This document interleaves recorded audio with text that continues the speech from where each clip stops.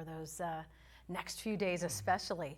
Today, though, in Harrisburg, school choice advocates rallied at the Capitol for equal funding and less barriers to public charter school enrollment. School choice and charter funding is and has been a big debate in recent years. Both sides of the issue say it needs to be addressed. Joining us now live with details is Erie News Now State Capitol correspondent Brendan Scanlon.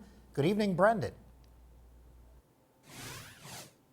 Hey there, Mike and Eva. Good evening. Well, school choice advocates say that charter institutions provide a very unique approach to education, one that meets the individual needs of students. Charter institutions have become extremely popular over the last 30 years, and today we heard why they're so popular among many students, but we also heard why some are concerned with the growing trend toward privatizing public education. If you believe that your choice is important, make some noise.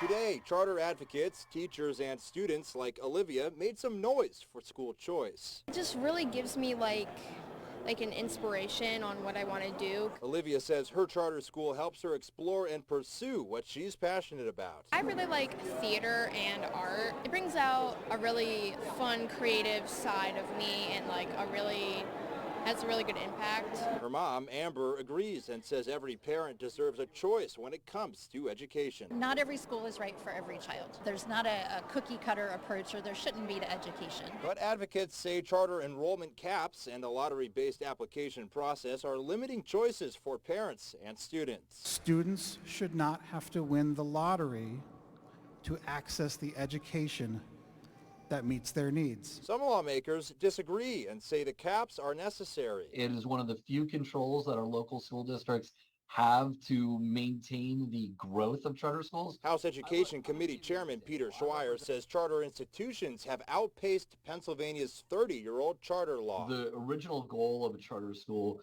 was to provide a different type of education, not be in direct competition with your traditional school district. School choice advocates say charters are producing better results at the same or even lower cost than traditional publics. Schweier says that may be true in some cases, but not all. We shouldn't just allow a carte blanche privatization of public education based on some really good performing schools when so many of them are at or below grade level.